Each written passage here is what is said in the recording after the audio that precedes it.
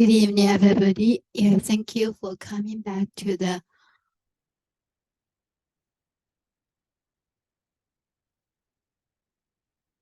Sutra of the Medicine Buddha. And at the first beginning, we will do the prayer. Hopefully, with prayer, we can go ahead with the Buddha's wisdom. Let's sit upright, raise our palms together, and concentrate on the prayer below. We take refuge with our mental Bani. We take refuge with Shakyamuni Buddha. We take refuge with all the triple jewel of the 10 directions and the 3 periods of time. Verse 4 of New Sutra, then surpass profound one for Dharma. In hundreds of millions of beings, it is difficult to encounter. When I see and hear it, receive and behold it, and we vow to fathom the Tathagata's true meaning, and we vow to practice the Tathagata's true way, and we vow to attain the Tathagata's true state. We vow that we can spontaneously express the Buddha's understanding, Buddha's view, Buddha's wisdom, Buddha's merit and virtue, Buddha's capability and Buddha's state through our actions, speech, and thoughts.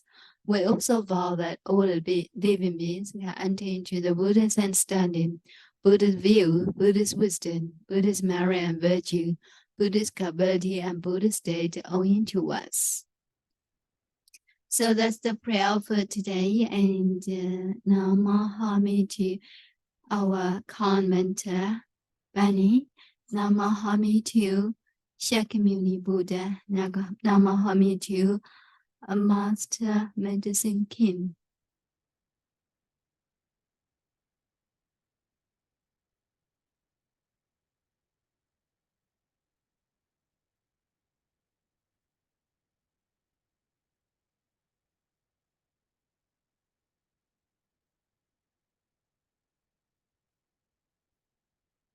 Eventually, they will be able to donate the hate, eyes, limbs, blood, flesh, or other parts of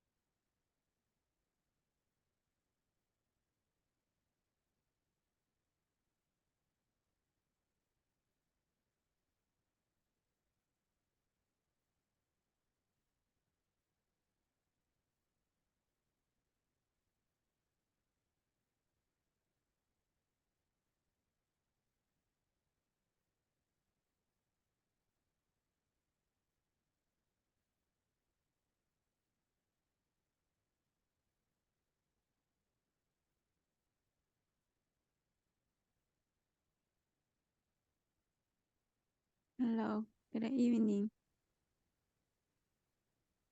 I'm coming in.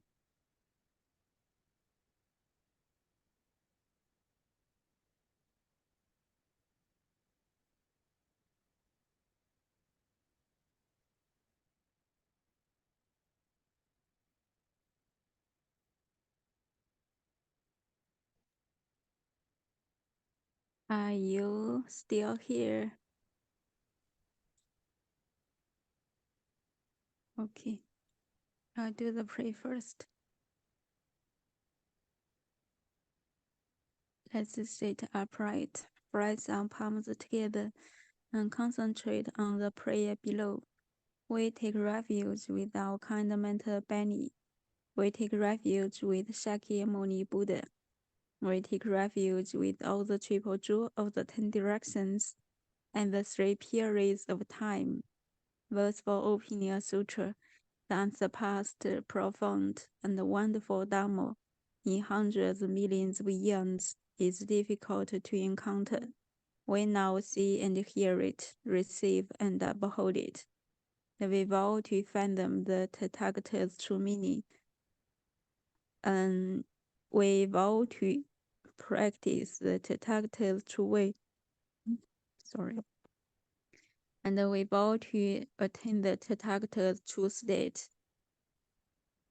We vow that we can spontaneously express the Buddha's understanding, Buddha's view, Buddha's wisdom, Buddha's merit and virtue, Buddha's capability, and Buddha's state through our actions, speech, and thoughts. We also vow that all the living beings can enter into the Buddha's understanding, Buddha's view, Buddha's wisdom, Buddha's merit and virtue, Buddha's capability, and Buddha's state all into us. Hello, Enid. Are you still here? Oh, okay. Okay.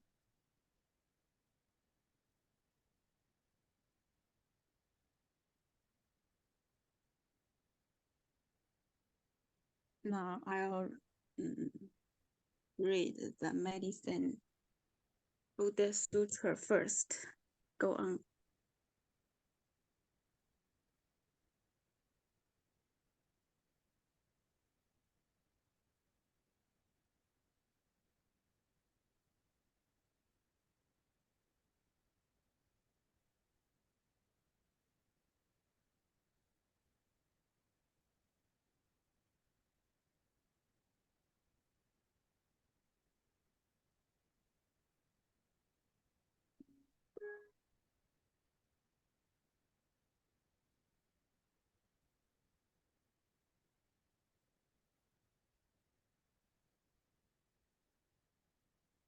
Sutra of the Medicine Buddha, lapis lazuli, radiance Tathagata, his past vows, merits, and virtues. Thus have I heard once Buddha Shakyamuni, the world-honored one, was traveling throughout the various lands to teach and convert the people. When he arrived in Vaishali, here he rested under the tree of music, accompanied by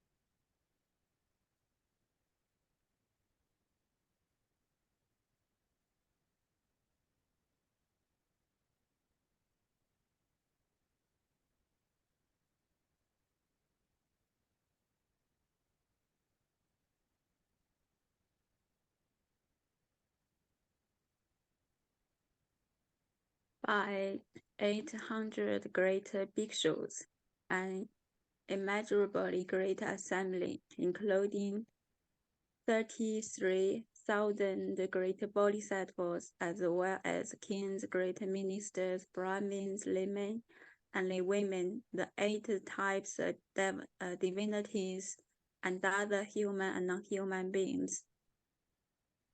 Gathered respectfully around the Buddha, he preached the Dharma.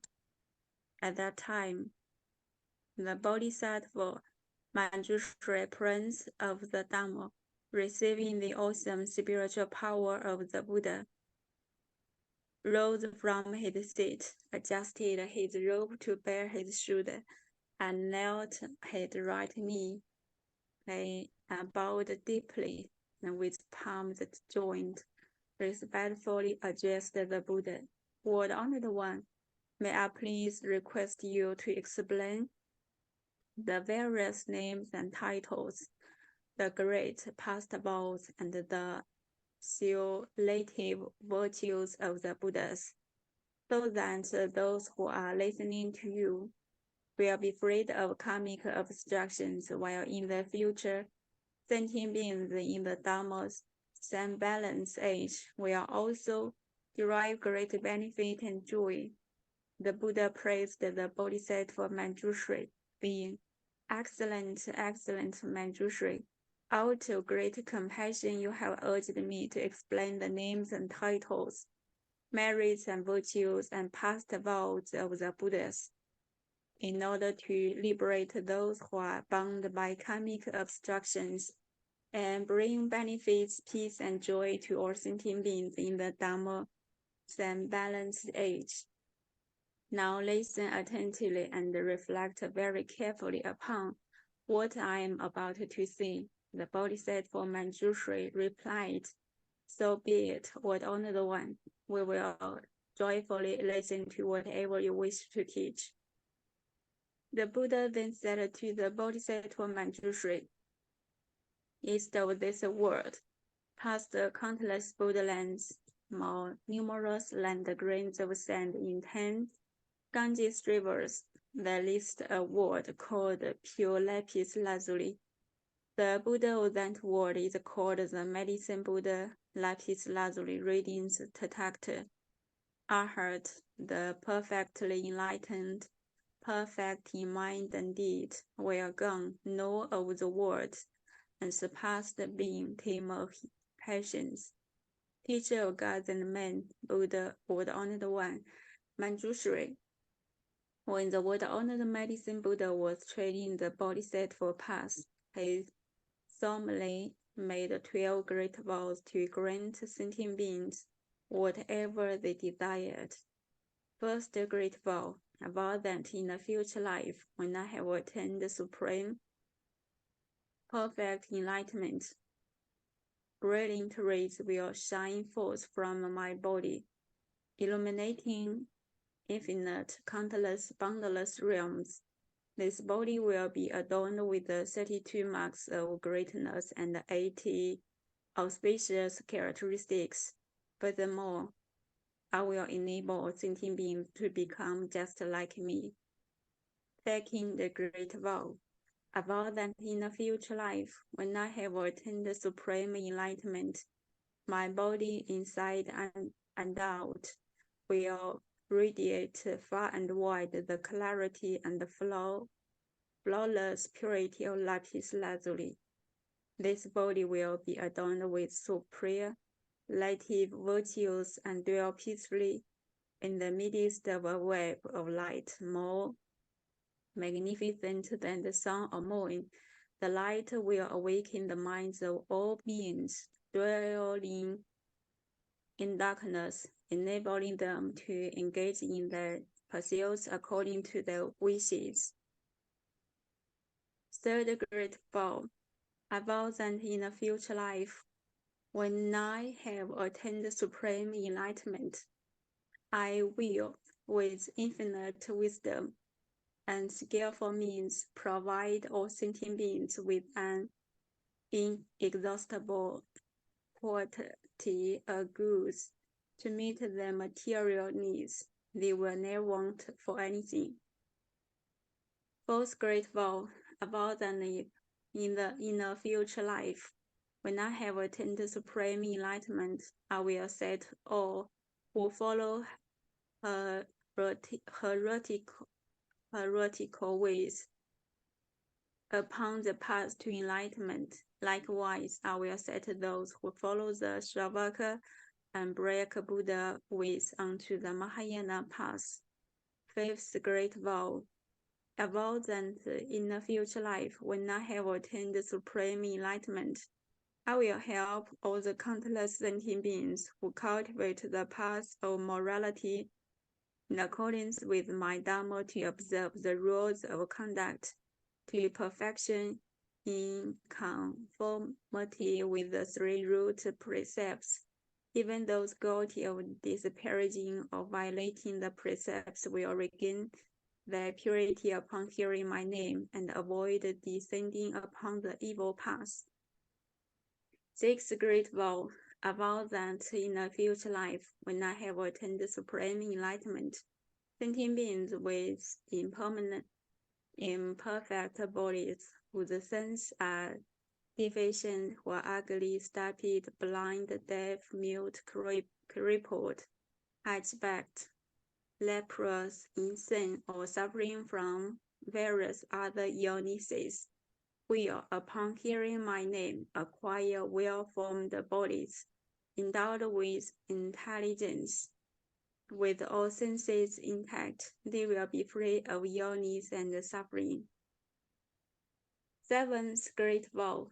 I vow that in a future life, when I have attained Supreme Enlightenment, sentient beings afflicted with various illnesses, with no one to help them, nowhere to turn, no physicians, no medicine, no family, no home, who are destitute and miserable, will, as soon as my name passes through the years, be relieved of all their illnesses with mind and body, peaceful and contented.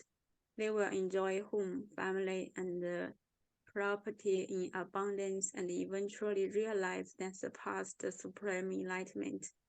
Eighth Great Vow.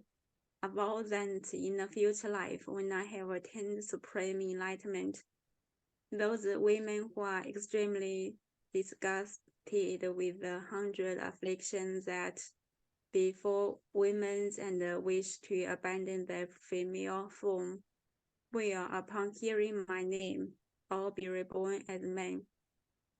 They will be endowed with noble features and eventually realize and surpass the Supreme Enlightenment. Ninth Great Vow. I vow that in a future life, when I have attained Supreme Enlightenment, I will help all sentient beings escape from the demon's net and free themselves from the bonds of heretical paths. Should they be caught in the thicket of wrong views, I will lead them to correct views, gradually inducing them to cultivate the practices of Bodhisattvas and swiftly realize the supreme perfect enlightenment. 10th Great Vow. I vow that in a future life, when I have attained the Supreme Enlightenment, those sentient beings who are sacked, beaten, imprisoned, condemned to death, or otherwise subjected to countless miseries and humiliations by royal decree, who are suffering in body and mind from this oppression, need only hear my name to be freed from all these afflictions, thanks to the awesome power of my merits and virtues. 11th Great Vow. I vow that in a future life, when I have attained Supreme Enlightenment, if sentient beings who are tormented by hunger and thirst to the point of creating evil karma in their attempts to survive, should succeed in hearing my name, recite it single-mindedly, and hold fast to it, I will first satisfy them with the most exquisite food and drink. Ultimately, it is through the flavor of the Dharma that I will establish them in the realm of peace and happiness. 12th Great Vow. I vow that in a future life, when I have attained the Supreme Enlightenment, if sentient beings who are utterly destitute, lacking clothes to protect them from mosquitoes and flies, heat and cold, and are suffering day and night, should hear my name recited single-mindedly, and hold fast to it, their wishes will be fulfilled. They will immediately receive all manner of exquisite clothing, precious adornment, flower garlands, and incense powder, and will enjoy music and entertainment to their heart's content. Manjushri, these are the 12 sublime vows made by the world-honored Medicine Buddha Lapis Lazuli Radiance Protector, Arhat, the perfectly enlightened when he was cultivating the Bodhisattva path. Manjushri, as to these great vows made by the Medicine Buddha while he was following the Bodhisattva path, as well as the merits, virtues, and adornments of his Buddha land. I cannot possibly describe them all, not even if I were to speak for an year or more. However, this Buddha land is ultimately pure. You will find no temptations, no evil paths, no even cries of suffering there. In this land, the ground is made of lapis lazuli. The boundaries are demarcated with golden course. The towns, towers, palaces, pavilions, as well as the balconies, windows, and draperies are all made of the 7 cherries. The merits, virtues, and adornments of this realm are identical to those of Amitabha Buddha's Pure Land in the West. In this land dwell 2 great Bodhisattvas, universal solar radiance and universal lunar radiance. Among the countless Bodhisattvas, they are the leaders. Each in turn will serve as successor to the Medicine Buddha and as the able guardian of his true Dharma treasury. For these reasons, Manjushri, all devout men and women should vow to be born in this land. Buddha Shakyamuni then told the Bodhisattva Manjushri, they are sentient beings who cannot tell right from wrong. They are greedy and mean, do not practice charity, and do not understand the rewards of generosity. They are ignorant and intelligent, lacking the foundations of faith. They amass riches, which they sadistically hoard. Whenever they come across anyone seeking charity, they become annoyed. If forced to give, they feel as much pain and regret as if they were parting with their own flesh. Moreover, there are also countless sentient beings who are miserly and voracious. They spend time amassing wealth while not daring to spend it even on themselves, let alone on parents, spouses, children, servants, or beggars. Upon the death, these stingy persons will descend onto the path of hungry ghosts or animality. However, even though they may suffer such a fate if in a previous existence in the human realm, they happened to hear the name of the Medicine Buddha, and now recall and recite his name, even briefly, they will immediately vanish from the evil path to be born once more among humans. However, they will remember that day on the evil path and dreading the past suffering. will cease to wallow in worldly pleasures. They will gladly practice charity themselves, praise others who do so, and will no longer be stingy.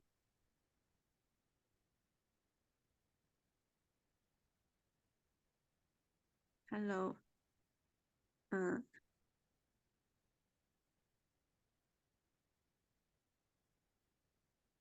Oh, yeah, sorry. I just see your words. Are you okay now? Are you get back better now?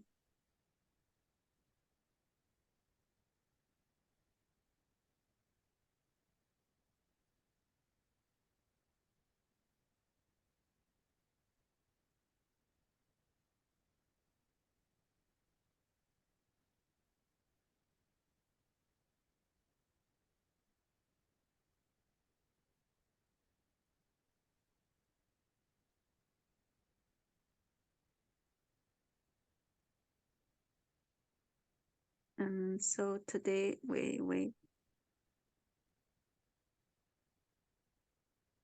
will you study?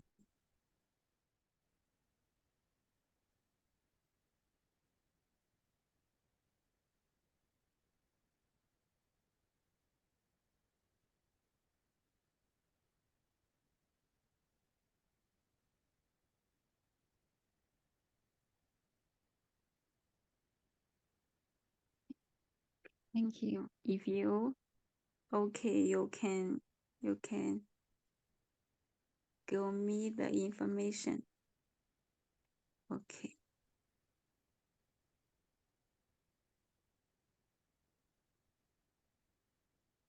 Eventually, they will even be able to donate the head, eyes, limbs, blood, flesh, or other parts of their bodies to those who need them, not to mention mere material possessions. Moreover, Manjushri, there are sentient beings who have accepted the teachings of the Tathagata but have violated the precepts, or they have not violated the precepts but have broken the regulations, or else, where they have violated neither the precepts nor the regulations, they have disparaged the right views, or they have not disparaged the right views but have abandoned expensive study of the Dharma, and thus cannot explain the profound meaning of the sutras praised by the Buddha. Or else, although they may be learned, they have grown conceited, because conceit clouds the mind. They believe that they are in the right and others are in the wrong. Therefore, they deprecate the correct Dharma and ally themselves with demons. Such deluded persons not only follow wrong views themselves, they also lead countless other sentient beings into the same great pitfall. These sentient beings are bound to wander endlessly on the paths of hell, animality,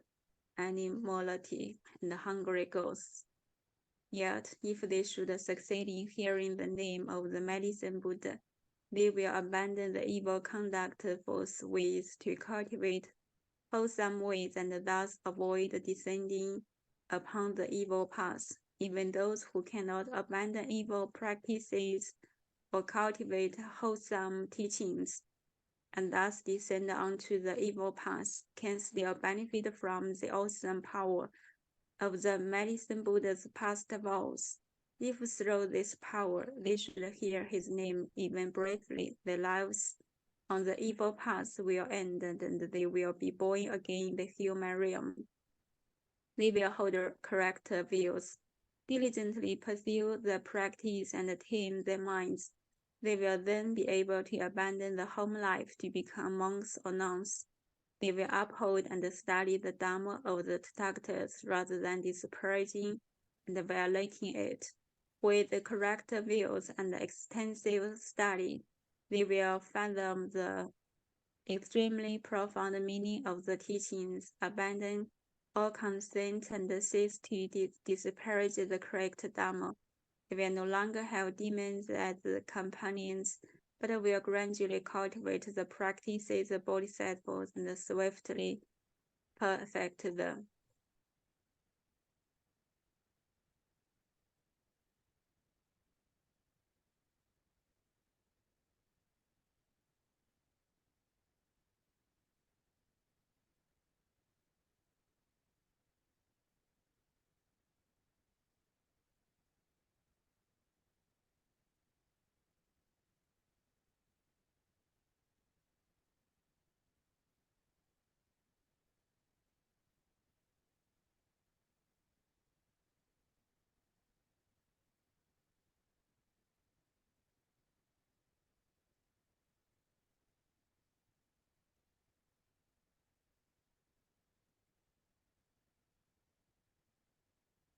Moreover, Manjushri, they are sentient beings who are avaricious, envious, jealous, and accustomed to praising themselves and disparaging others. They are bound to sink onto the three evil paths, suffering intense misery for countless thousands of years. When this intense suffering comes to an end, they will be born in the human world as oxen, horses, donkeys, or camels, often beaten and mistreated. They will suffer hunger and thirst and constantly travel along the road, carrying heavy loads. If they succeed in returning as human beings, they will be among the poor and lowly, always suffering others, constantly receiving orders, never being free. However, if any of them, in a former incarnation as a human being, have heard the name of the world-honored medicine Buddha, and as a result of this good course, now remember and single-mindedly take refuge in him, they will, thanks to this Buddha's spiritual powers, escape all suffering. Their senses will be sharp and they will be wise and learned, constantly seeking the supreme teachings and meeting with good spiritual friends. They will break forever through Mara's net, smash the shell of delusion, dry up the river of afflictions, and thus escape all the worry and the suffering of birth, old age, disease, and death. Moreover, Manjushri, they are sentient beings who love to quarrel, create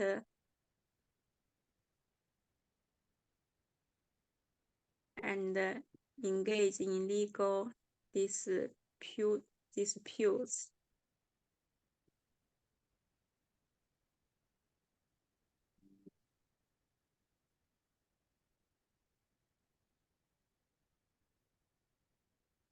Schisms, Create schisms and engage in legal disputes.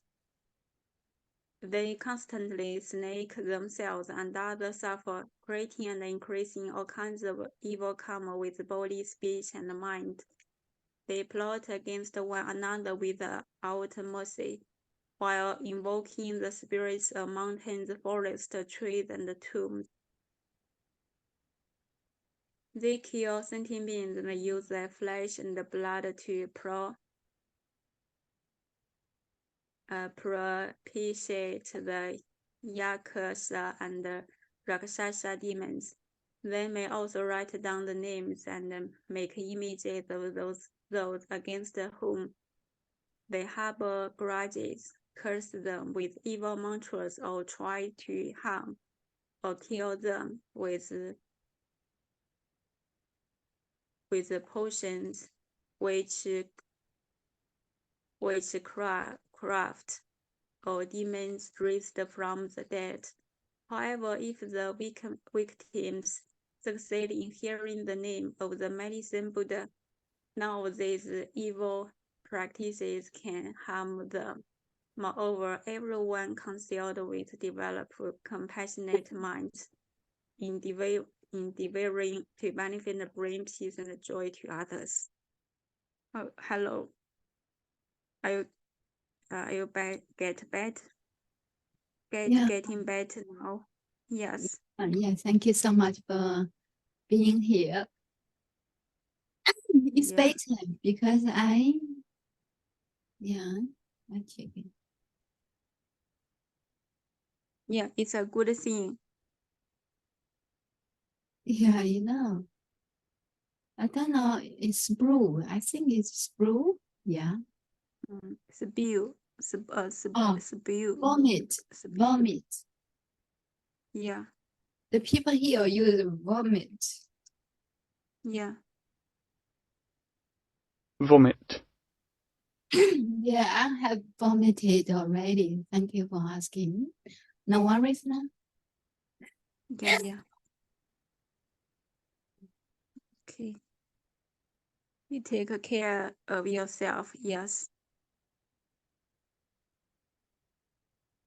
Yeah, thank you. Because I was so greedy, and sometimes, some people ask me to taste the breadfruit, maybe breadfruit.